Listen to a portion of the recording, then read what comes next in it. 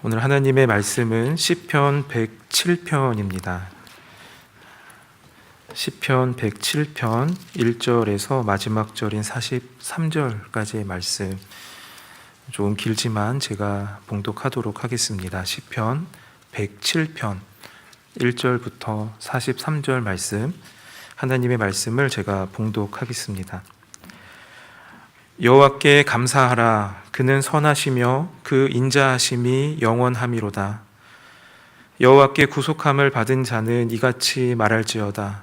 여호와께서 대적의 손에서 저희를 구속하사 동서남북 각 지방에서부터 모으셨도다. 저희가 광야 사막길에서 방황하며 거할 성을 찾지 못하고 줄이고 목마름으로 그 영혼이 속에서 피곤하였도다. 이에 저희가 그 근심 중에 여호와께 부르짖음에 그 고통에서 건지시고 또 바른 길로 인도하사 거할 성에 이르게 하셨도다. 여호와의 인자하심과 인생에게 행하신 기이한 일을 인하여 그를 찬송할지로다. 저가 사모하는 영혼을 만족해 하시며 줄인 영혼에게 좋은 것으로 채워 주심이로다. 사람이 흑암과 사망의 그늘에 앉으며 곤고와 쇠사슬의 매임은 하나님의 말씀을 거역하며 지존자의 뜻을 멸시함이라. 그러므로 수고로 저희 마음을 낮추셨으니 저희가 엎드러져도 돕는 자가 없었도다. 이에 저희가 그 근심 중에 여호와께 부르짖음에 그 고통에서 구원하시되 흑암과 사망의 그늘에서 인도하여 내시고 그 얼근 줄을 끊으셨도다. 여호와의 인자하심과 인생에게 행하신 기이한 일을 인하여 그를 찬송할지로다. 저가 논문을 깨뜨리시며 쇠 빗장을 꺾으셨음이로다. 미련한 자는 저희 범과와 죄악의 연고로 곤란을 당하매 저희 혼이 각종 식물을 싫어하여 사망의 문에 가깝도다. 이에 저희가 그 근심 중에서 여호와께 부르짖음에 그 고통에서 구원하시되 저가 그 말씀을 보내어 저희를 고치사 위경에서 건지시는도다. 여호와의 인자하심과 인생에게 행하신 기이한 일을 인하여 그를 찬송할지로다. 감사제를 드리며 노래하여 그 행사를 선포할지로다.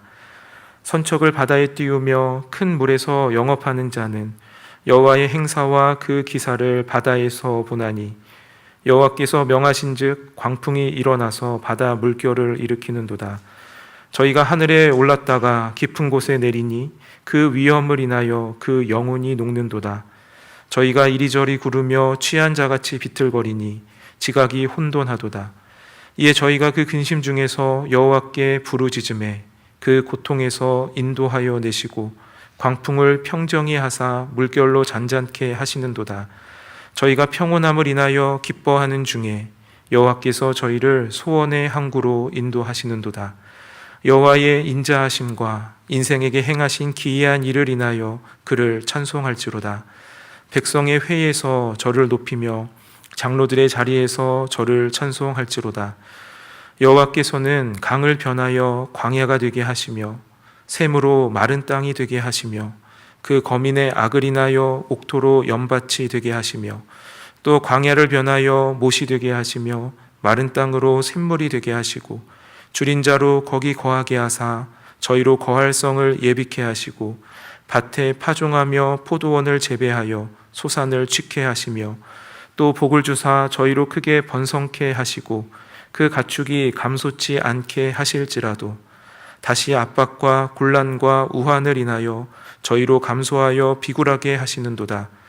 여호와께서는 방백들에게 능욕을 부으시고 길 없는 황야에서 유리케 하시나 궁핍한 자는 곤란에서 높이 드시고 그 가족을 양 무리 같게 하시나니 정직한 자는 보고 기뻐하며 모든 악인은 자기 입을 봉하리로다.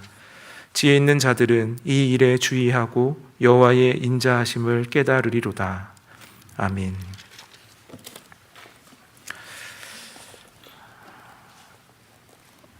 시편은 크게 5권으로 구성되어 있습니다. 시편 107편은 그 중에 제5권의 첫 번째 시편입니다. 앞서 3권과 4권에서는 이스라엘이 불순종과 죄악으로 인해 하나님께 징계를 받고 그런 고난 중에 언약의 하나님을 기억하며 이제 의지하는 그러한 내용이었다면, 5권은 주로 그 이스라엘의 간구를 들으시고 구원하신 하나님께 감사하며 찬양하는 내용으로 이루어져 있습니다. 오늘 본문 1절을 보시면 지난 시간에 본 106편 1절과 이제 같은 표현으로 시작되고 있음을 알 수 있습니다. 그러니까 두 시의 연관성을 저희들이 찾아볼 수 있는데요. 그런데 106편은 4권의 마지막 시편으로 분류되고 107편은 5권의 첫 번째 시편으로 두 시편을 이제 나누어 놓은 것이 조금 이상하게 보이기도 합니다. 분명히 연결되어 있고 관계가 있는 것처럼 보이는데 시편을 편집할 때 106편은 4권으로 107편은 5권으로 지금 구분해 놓은 것이죠. 연결되어 있지만 또 나누어지는 이 시편의 관계가 4권과 5권의 특징을 보여주는 측면이 있습니다. 106편의 결론 부분인 47절을 보시면 여호와 우리 하나님이여 우리를 구원하사 열방 중에서 모으시고 우리로 주의 성호를 감사하며 주의 영예를 찬양하게 하소서. 그러니까 여기서는 하나님께 지금 구원을 기도하고 있는 내용이지요. 근데 오늘 107편 2절과 3절을 보시면은 여호와께 구속함을 받은 자는 이같이 말할지어다. 여호와께서 대적의 손에서 저희를 구속하사 동서남북 각 지방에서부터 모으셨도다. 그러니까 106편은 우리를 구원하사 열방 가운데서 모아주십시오 라고 기도하였다면, 그러니까 그것이 4권의 어떤 하나의 특징이었다면, 제 107편을 비롯한 5권에서는 하나님의 구속함을 받은 백성들이 그 구속함으로 인하여 하나님께 감사하고 찬송하는 그러한 내용인 것을 보여줍니다. 시편 107편의 주제는 첫 번째 절과 또 마지막 43절 그리고 중간에 반복되는 후렴구를 통해서 확인할 수 있습니다. 다시 한번 1절을 보시면 1절에서 여호와께 감사하라 그는 선하시며 그 인자하심이 영원함이로다 라고 말하고, 또 43절을 보시면 지혜 있는 자들은 이 일에 주의하고 여호와의 인자하심을 깨달으리로다. 또 중간중간에 8절, 15절, 21절 그리고 31절이 후렴구인데요. 이 후렴구를 보면은 제가 8절을 읽어보겠습니다. 여호와의 인자하심과 인생에게 행하신 기이한 일을 인하여 그를 찬송할지로다. 그러니까 이 시편의 주제는 여호와의 인자하심, 그러니까 헤세드, 여호와의 헤세드, 하나님의 다함이 없고 또 변함이 없는 신실하신 그 언약적 사랑에 관한 이야기이고 찬송임을 알 수 있습니다. 본문은 여호와의 인자하심을 네 가지 이제 다른 방식으로 또는 이 네 가지 그림으로 풍성하게 우리에게 가르쳐 주고 있는데요. 먼저 이 주제를 어떻게 다루고 있는지 구조와 함께 조금 더 설명을 드리겠습니다. 먼저 1절부터 3절이 이 시편의 이제 서론에 해당하고 시편의 주제를 제시해 줍니다. 4절부터 32절이 본론입니다. 여기서 동일한 주제를 네 가지 다른 소재로 이야기하고 또 동일한 주제를 네 가지 다른 그림으로 보여주고 있습니다. 동일한 주제란 하나님의 백성들이, 그러니까 구속함을 받은 하나님의 백성들이 극심한 고난, 또 다양한 고난의 상황에서 하나님께 부르짖을 때 하나님께서 그 부르짖음을 듣고 구원하시고 또 인도하여 주시는 인자하신 하나님, 신실하신 그 사랑을 베푸시는 하나님이라는 것이 이 주제가 되겠습니다. 그리고 이 주제를 더 풍성하게 설명하기 위해서 그 고난의 양상을 네 가지로 설명하고 있는 것이죠. 후렴구를 기준으로 나누어 보면 4절부터 9절은 광야의 고난에 관하여, 또 10절에서 16절은 갇히고 매인, 마치 감옥에 갇힌 것과 같은 그런 고난에 관하여, 17절부터 22절은 질병 또는 육체의 연약함이라는 고난에 관하여, 23절부터 32절은 바다에서 거센 풍랑을 만나는 것과 같은 그런 풍랑의 고난으로 이 주제를 이제 설명하고 있습니다. 마지막으로 33절부터 43절이 이제 결론 부분이라고 볼 수 있습니다.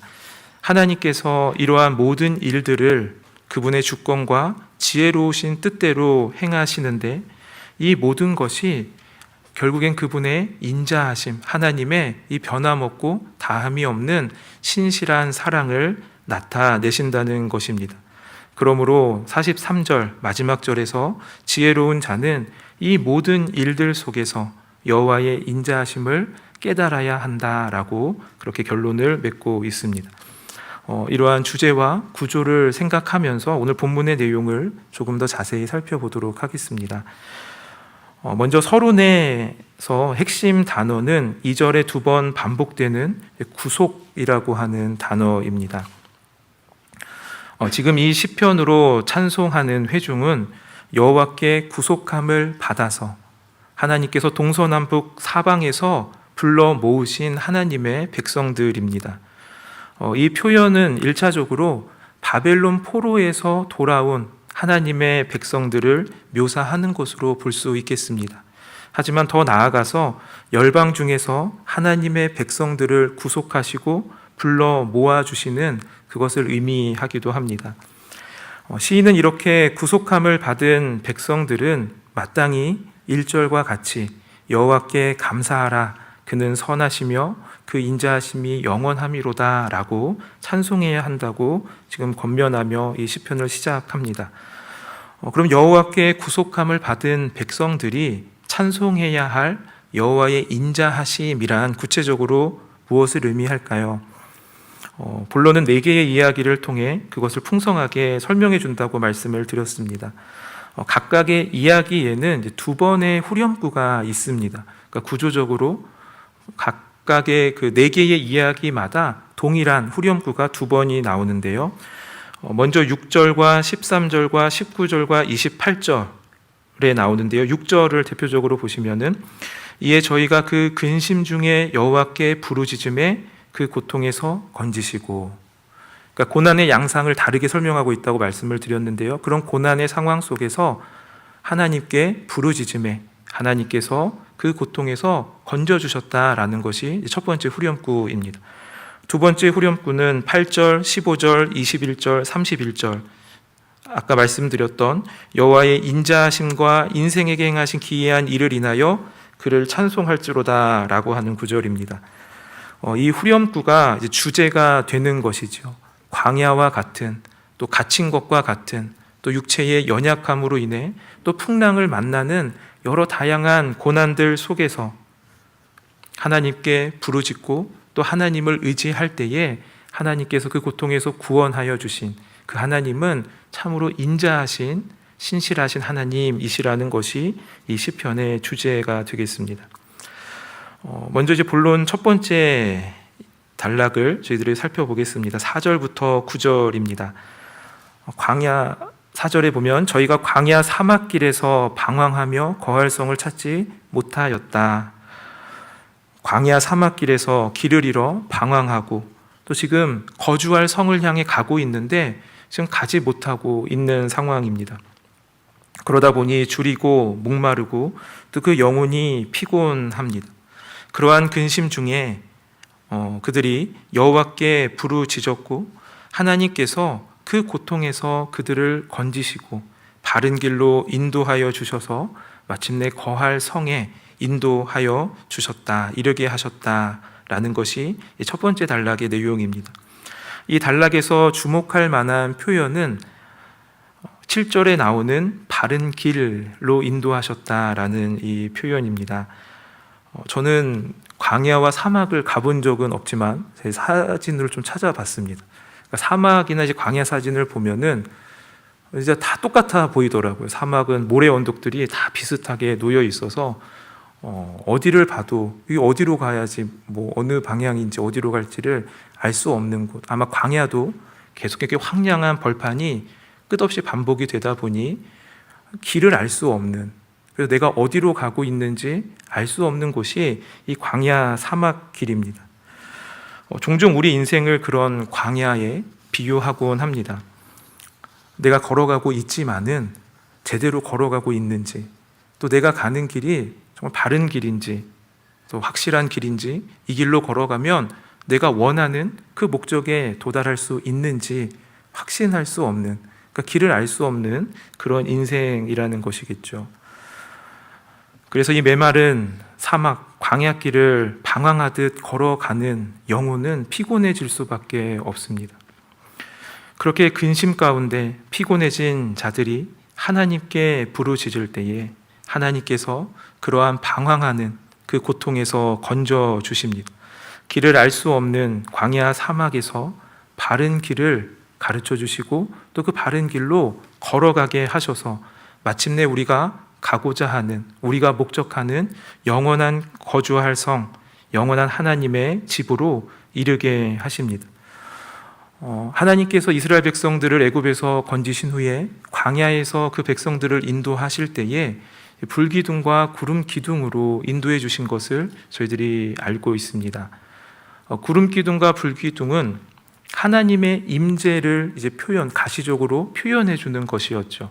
다시 말해 하나님께서 하나님의 백성들과 함께 하시고 하나님께서 인도하실 때에 광야 사막길이 바른 길이 될 수 있음을 가르쳐 줍니다. 우리가 가는 길이 어디로 가는 길인지 여전히 우리는 알지 못합니다. 우리가 하나님을 믿고 하나님의 백성이 되었지만 우리의 삶이 어떻게 될지, 우리의 앞날이 어떻게 될지, 어떤 방향으로 나아가게 될지를 우리는 아직도 알지 못합니다. 그러나 우리가 확신하는 것은 우리가 가는 길이 어떤 길인지 모르고 때때로는 광야 사막길과 같이 알 수 없는 길을 걸어갈 때도 있고 또 사망의 음침한 골짜기와 같이 너무 힘들고 고통스러운 길을 걸어가야 할 때도 있지만은 선한 목자이신 우리 하나님의 인도하심을 따라 그 목자를 따라 걸어가는 그 길은 바른 길이라는 것이죠. 그 상황이 어떠하든지 그 보여지는 풍경이 또 우리에게 어떤 형편이든지 주님과 함께 걸어가고 주님의 인도하심을 따라 걷는 그 길이 바른 길이 됩니다. 반대로 그 길이 어떠한 길이더라도 내 마음대로 내 뜻대로 고집하며 걸어간다면 그 길은 방황하는 길이 되고 우리의 영혼은 피곤해질 수밖에 없는 것입니다.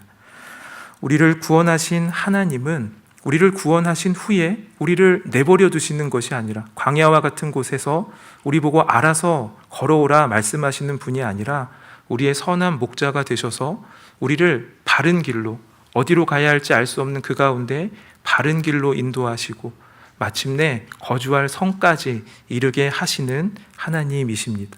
이러한 우리 하나님의 그 인자하심, 우리를 향한 그 하나님의 신실한 사랑이 얼마나 크고 정말 놀라운 사랑인지 저희들이 알게 되죠.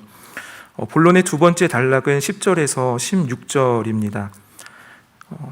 10절을 보시면 사람이 흑암과 사망의 그늘에 앉으며 곤고와 쇠사슬에 매임은, 또 11절에 하나님의 말씀을 거역하며 지존자의 뜻을 멸시함이라고 말하고 있습니다. 흑암과 사망의 그늘에 앉아 있고 곤고와 쇠사슬에 매여 있다. 이 표현은 마치 어두운 감옥에서 이제 쇠사슬에 매여 있는 그 모습을 묘사하고 있는 것 같습니다. 이들이 감옥에 갇히고 또 쇠사슬에 매이게 된 이유는 하나님의 말씀을 거역하고 하나님의 뜻을 멸시하였기 때문입니다. 이 묘사는 이스라엘이 바벨론의 포로가 된 것을 이제 떠오르게 합니다. 하나님께서 여러 번 선지자들을 통해서 하나님의 백성들에게 권면하시고 경고하셨지만 하나님의 백성들이 하나님의 말씀을 거역하고 하나님의 뜻을 멸시하여서 결국 바벨론의 포로로 사로잡혀 가게 되었습니다. 이 이스라엘 백성들이 하나님의 말씀을 거역하고 하나님의 뜻을 멸시한 이유가 무엇이었을까요? 하나님의 말씀보다 내 생각이 더 옳다고 생각했기 때문이겠죠. 하나님의 뜻보다 내 뜻이 더 중요하다, 아니면 더 유익하다라고 생각했기 때문일 것입니다. 그렇게 하나님의 말씀보다 내 판단이 더 옳고 하나님의 뜻보다 내 뜻을 더 우선하는 교만함과 또 스스로 높아지는 그 사람들을 하나님께서는 사망의 그늘에 앉히시고 쇠사슬에 매이게 하시고 또 아무도 도울 자가 없게 하심으로 그들의 판단과 뜻과 생각이 얼마나 허망한 것인지, 얼마나 보잘것없는 것인지를 깨닫게 하시는 것이죠. 그래서 12절을 보면 그러므로 수고로 저희 마음을 낮추셨다라고 말합니다. 다시 말해서 이 고난은 하나님의 백성들이 하나님의 말씀을 떠나 스스로 교만하여져서 자기의 생각과 자기의 판단을 따라 그렇게 교만히 살아가고자 하는 그런 죄인들에게 하나님께서 그 마음을 낮추셔서 다시 하나님을 찾고 하나님의 말씀을 의지하고 하나님의 말씀을 따르게 하시려는 그런 훈육의 수단이 된다는 것입니다. 다윗이 시편 40편에서 내가 여호와를 기다리고 기다렸더니 귀를 기울이사 나의 부르짖음을 들으셨도다. 나를 기가 막힐 웅덩이와 수렁에서 끌어올리시고 라고 노래하였습니다. 기가 막힐 웅덩이와 수렁은 앞뒤가 꽉 막혀 있는, 어느 곳으로도 나갈 수 없는 그런 갇혀 있는 꽉 막힌 상황입니다. 내 힘으로도 도저히 빠져나올 수 없고 또 누구 하나 나를 도와줄 사람도 없는 그런 상황에서 하나님만이 나의 구원이심을 기억하고 겸손히 하나님께 부르짖을 때, 하나님만을 찾을 때 하나님께서 그 흑암과 사망의 그늘에서 우리를 인도하여 주시고 우리를 얽어매고 있는 쇠사슬로부터 풀어주시고 우리를 가두고 있는 그 논문을 깨뜨리시고 빗장을 꺾으셔서 우리를 자유케 해 주신다는 것입니다. 우리의 죄악으로 인해, 그러니까 우리의 죄 때문에 지금 옥에 갇히고 결박된 것 아니겠습니까? 그러니까 우리가 자초한 일임에도 불구하고 우리가 스스로 초래한 일임에도 하나님께서는 그 상황에서 다시 하나님을 찾고 겸손히 하나님을 구할 때에 하나님은 변함없는 사랑으로, 신실하신 사랑으로 우리를 구원하시고 긍휼을 베푸셔서 구원해 주십니다. 우리 하나님은 얼마나 인자하신 하나님이시고 그 하나님의 사랑은 정말로 다함이 없고 또 변함이 없는, 또 우리의 어떠함과 상관없이 언제나 신실하신 사랑임을 저희들이 다시 한번 깨닫게 됩니다. 오늘 본론의 세 번째 부분은 17절부터 22절입니다. 미련한 자가 자기의 죄로 인해 곤란을 당하는 상황입니다. 그러니까 두 번째 단락과 사실 비슷한 배경이라고 볼 수 있겠습니다. 그런데 18절과 20절을 보면 아마도 지금 이 상황은 몸이 약해지고 또 어떤 중한 병에 걸린 것처럼 그렇게 보입니다. 성경에서 미련한 자는 지식이 부족한 자를 의미하지 않고 자기만 옳다고 생각하는, 그러니까 비뚤어지고 고집스러운 사람을 이제 보통 어리석은 자, 또 미련한 자라고 말합니다. 앞의 경우와 같이 교만하고 고집스러워서 자기 뜻대로 죄악을 행하는 자들은 하나님께서 징계하시는데, 특별히 세 번째 이야기에서는 육체를 치시는, 그러니까 우리의 육체를 연약하게 하시고 또 질병을 통하여서 징계하시는 그 고난을 묘사하고 있습니다. 그렇게 우리의 몸이 연약하여졌을 때에 비로소 하나님을 찾고 부르짖게 됩니다. 그리고 하나님께서는 그 부르짖음을 들으시고 그 고통에서 우리를 구원해 주십니다. 여기에서는 하나님께서 치료해 주시는 방법에 저희들이 주목해 볼 필요가 있겠습니다. 20절을 보시면 저가 그 말씀을 보내어 저희를 고치사 위경에서 건지시는도다 라고 말씀합니다. 우리 몸에 안 좋은 증상이 생기면 병원에 가서 왜 이런 증상이 나타나는지 원인을 찾습니다. 그리고 원인에 맞게 치료를 해야 합니다. 마찬가지로 우리의 삶에 때때로 고난이 닥쳐오고 여러 가지 우리의 몸에 어떤 부침과 또 연약함과 또 어떤 그런 증상들이 나타날 때에 하나님께서 말씀을 통해 우리의 죄를 깨닫게 해주실 때가 있습니다. 우리는 이 말씀, 그 말씀이 우리를 치료해 주시기 위한 말씀인 줄 알고 그 말씀에 순종하여서 회개하고 또 죄에서 돌이켜야 합니다. 우리의 문제의 원인이 하나님의 말씀을 떠난 죄에 있다면 그 문제의 해결책은 다시 그 하나님의 말씀으로 돌아와서 그 하나님의 말씀에 순종하는 것에 있기 때문이죠. 하나님께서는 우리의 죽은 영혼을 살리시고 또 병든 영혼을 소성케 하는 주님의 말씀을 신실하게 우리에게 공급해 주십니다. 이것이 하나님의 그 인자하심의 큰 특성입니다. 교만하고 어리석은 죄인을 약하게 하셔서 하나님을 찾게 하시고 또 건강할 때는 하나님의 말씀으로 교훈해 주셔도 잘 듣지 않고 깨닫지 않는 자들에게 우리의 약함과 또 우리의 연약할 때에 우리에게 깨닫게 하시는 그 말씀을 주셔서 그 말씀으로 우리로 회개하게 하시고 다시 하나님께 나아가게 하시고 그 말씀으로 우리를 살리시고 소성케 하시는 우리 하나님은 참으로 인자하신 하나님이십니다. 본론의 네 번째 이야기는 23절부터 32절입니다. 23절을 보면 선척을 바다에 띄우며 큰 물에서 영업하는 자는 이라고 말하고 있습니다. 그러니까 사업을 위해서 큰 바다를 항해하는 사람들에 관한 이야기입니다. 큰 바다를 항해하는 사람들은 이 사람들은 자신들의 죄 때문에 지금 이 풍랑을 만난 것은 아니죠. 근데 일을 하기 위해서 항해를 하다 보면 큰 바다에 나가다 보면 이 풍랑을 만나게 됩니다. 거기서 이 사람들은 하나님이 행하시는 일을 보게 되는데 하나님께서 명령하셔서 바람을 불게 하시고 파도를 일으키셔서 그 파도가 하늘 높이 치솟았다가 깊숙이 꺼지는 그 모습을 이 바다에서 일하는 사람들은 생생하게 목격하는 것이고 그 위험 속에서 그 영혼이 녹는 것과 같은 두려움을 이제 느끼게 됩니다. 본문은 우리의 삶에 까닭 모를 풍랑이 닥쳐오는 때가 있다라고 말해주는 것이죠. 그리고 오늘 25절을 보면 여호와께서 명하신즉 광풍이 일어나서 바다 물결을 일으키는도다. 그 풍랑은 하나님께서 명령하신, 그러니까 하나님의 뜻 가운데 일어나는 것임을 또한 우리에게 가르쳐 줍니다. 우리가 까닭 없이 만나는, 우리가 도무지 어떻게 감당할 수가 없는 이 거센 풍랑, 그러나 그 풍랑이 정말 까닭이 없는 것이 아니고 우연히 임한 것이 아니라 선하신 하나님의 뜻 안에서 우리에게 주어진 일이라는 것입니다. 이러한 풍랑 앞에서 인간의 지혜와 능력은 다 쓸모가 없어집니다.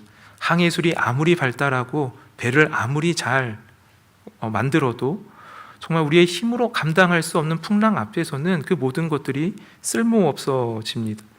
그러한 상황에서 우리가 할 수 있는 유일한 일은 바람과 바다를 창조하시고 다스리시는 하나님께 나아가 그 하나님께 부르짖는 것뿐입니다. 전능하신 하나님을 향해 기도하는 방법밖에 없습니다. 그렇게 감당할 수 없는 문제와 위험 속에서 우리가 하나님께 부르짖을 때 하나님께서 그 고통에서 우리를 구원하여 주십니다. 광풍과 바다를 잠잠케 하시고 평온케 하실 뿐만 아니라 그 평온한 가운데 여호와께서 우리를 소원의 항구로, 그 풍랑을 만났을 때 그 마음이 얼마나 간절하게 항구로, 그 안전한 곳으로 돌아가고자 하는 마음이 있겠습니까? 우리가 소원하는 그 안전한 항구로 하나님께서 평온케 인도하여 주신다. 그리고 그 하나님의 인자하심이 얼마나 크고 놀라운지를 찬송해야 한다고 말하고 있습니다. 이렇게 본론의 네 가지 이야기를 간략히 살펴보았습니다. 정리해 보면 우리는 살면서 광야와 같이 길을 알 수 없어 방황하여 피곤할 때가 있고 또 우리의 죄와 또 우리의 무지함과 어리석음, 교만으로 인해 하나님께 징계를 받아 마치 꽉 막힌 갇힌고 매인 것과 같은 고통을 받을 때도 있고 또 육체의 질병과 또 약함으로 고통을 받을 때도 있습니다. 때로는 감당할 수 없는 거대한 폭풍과 풍랑을 만나게 될 때도 있습니다. 그럴 때 하나님을 찾고 부르짖으면, 그러니까 하나님의 구속함을 받은 백성들은 그런 모든 국면들 속에서 하나님을 찾고 부르짖을 수 있고, 그렇게 하나님께 부르짖을 때에 하나님께서 그 고통에서 구원해 주신다. 우리의 죄로 인해 자초한 고난이든지 또 하나님의 섭리 가운데 주신 고난이든지 우리가 인자하신 선하신 하나님께 나아갈 때에 하나님께서 우리의 기도를 들으시고 그 고통에서 구원해 주시고 우리를 바른 길로 인도하셔서 영원한 그 하나님의 집으로 우리를 들어가게 하시며 또 평온한 중에 안전한 소원의 항구로 이르게 하십니다. 이렇게 우리의 어떠함과 상관없이 우리가 하나님을 찾을 때 신실하게 우리의 기도를 들어주시고 구원해 주시는 하나님의 인자하심, 하나님의 다함이 없는 또 변함이 없는 신실한 이 언약적 사랑이 얼마나 크고 또 놀라운 사랑인지, 이 주님의 인자하심과 주님께서 우리에게 행하신 이 기이한 일들로 인하여 우리 하나님께 감사하며 찬송하는 것이 참으로 마땅한 일인 것입니다. 이제 결론 부분을 살펴보겠습니다. 33절부터 43절입니다. 이 부분을 보시면 하나님께서는 강을 변하여 광야가 되게도 하시고 또 샘으로 마른 땅이 되게 하시고 또 옥토를 소금밭이 되게 하십니다. 34절에 그 거민의 악을 인하여서라고 말해주므로 이것은 이제 하나님의 심판을 지금 말하고 있는 것이죠. 그런가 하면 이어지는 35절부터의 말씀에서는 이번에는 광야를 변하여 샘이 되게 하시고 또 마른 땅으로 샘물이 되게도 하십니다. 줄인 자로 그래서 그곳에 거하게 하시고 거기서 성을 짓고 또 그 성에서 농사를 짓고 추수하여서 또 복을 받아 크게 번성하고 또 가축이 또 크게 번성하게 되는 그러한 복을 또 주십니다. 그런데 하나님께서 또 다시 곤란과 압박과 우환을 인하여 저희를 감소하여 비굴하게 하신다라고 말씀합니다. 그 이유는 이제 40절에 나옵니다. 방백들에게 능욕을 부으시고 길 없는 황야에서 유리케 하신다. 그리고 궁핍한 자는 곤란에서 높이 드시고 그 가족을 양무리 같게 하신다. 그러니까 방백들, 권세를 잡고 힘 있는 자들이 가난하고 연약한 자들을 압제할 때에 하나님께서 그들을 다시 수치를 당하게 낮추시고 또 그렇게 가난하고 연약한 자들에게는 곤란에서 높이 드시고 또 하나님의 양무리 같게 하시겠다라는 것이죠. 이 모든 일들 속에서 42절은 그렇기 때문에 정직한 사람은 이 모든 일들을 보고 기뻐하게 되고 모든 악인은 자기 입을 봉하게 될 것이다. 어떤 말도 할 수 없게 될 것이라고 말합니다. 그리고 마지막 43절 결론에서 이 모든 것들로 인해 지혜 있는 자들은 여호와의 인자하심을, 그러니까 하나님께서 광야를 샘이 되게도 하시고 또 샘물을 광야가 되게도 하시는 이 모든 일들 속에서 하나님의 선하심과 인자하심이 어떻게 나타나는지를 깨닫고 그 하나님께 합당한 감사와 찬송을 드려야 한다고 말하고 있는 것입니다. 이제 말씀을 맺겠습니다. 광야 사막길에서 방황하고 또 갇히고 얽매인 것처럼 느껴지고 질병과 같은 육체의 연약함으로 고통스러워하고 감당할 수 없는 풍랑으로 인해 두려워하는 그러한 일들을 우리는 경험하게 됩니다. 이와 똑같은 경험은 아니라 하더라도, 그러니까 우리가 바다에서 풍랑을 직접 겪지는 않지만 우리의 인생 가운데 풍랑과 같은 거대한 문제들, 우리의 삶을 뒤흔드는 그런 문제들을 만나게 되고 또 우리가 직접 광야에서 살아가지 않더라도 우리의 삶 가운데 광야 길을 걷는 것과 같이 퍽퍽하고 어디로 가는지 알 수 없고 방황하는 것 같고, 그래서 우리의 영혼이 피곤한 그러한 일들을 우리들이 경험합니다. 때때로 우리의 죄로 인해서 하나님께 징계를 받을 때도 있습니다. 이런 모든 상황 속에서 오늘 시편 107편은 선하시고 인자하신 하나님을 찾으라고, 그 하나님께 부르짖으라고 우리에게 권면하고 가르쳐 줍니다. 그렇게 우리가 하나님을 찾을 때에 하나님, 이것은 제 죄 때문에 그런 건데 제가 어떻게 하나님을 찾을 수 있습니까? 그렇게 생각하지 말고 우리의 죄로 인해 받는 고난이든 까닭 모를 고난이든 어떠한 고난이든지 신실하신 인자하신 하나님을 찾고 그 하나님께 부르짖으면 하나님께서 그 모든 고통 중에서, 고난에서 우리를 구원하시고 건져 주신다는 것입니다. 오늘 본문이 설명하는 여호와의 인자하심은 무엇보다 우리 주 예수 그리스도 안에서 가장 선명하게 나타납니다. 요한복음 10장에 보면 예수님께서 자신을 선한 목자라 말씀하셨습니다. 예수님께서는 선한 목자가 되셔서 우리에게 말씀으로 인도하실 뿐만 아니라 또 우리를 살리시기 위해 자기 목숨까지도 주신다고 말씀하십니다. 광야와 같은 이 사막길을 방황하는 우리에게는 이 선한 목자, 우리를 위해 자신의 생명까지도 아끼지 않고 버리시는 그 목자가 필요합니다. 마태복음 4장에서는 예수님께서 스불론과 납달리 지역에서 처음 천국 복음을 이제 선포하시는데요. 그때 마태는 이사야 9장 1절, 2절 말씀을 인용하면서 흑암에 앉은 백성이 큰 빛을 보았고 사망의 땅과 그늘에 앉은 자들에게 빛이 비추었도다 라는 이 말씀을 예수님께서 성취하셨다라고 그렇게 말씀합니다.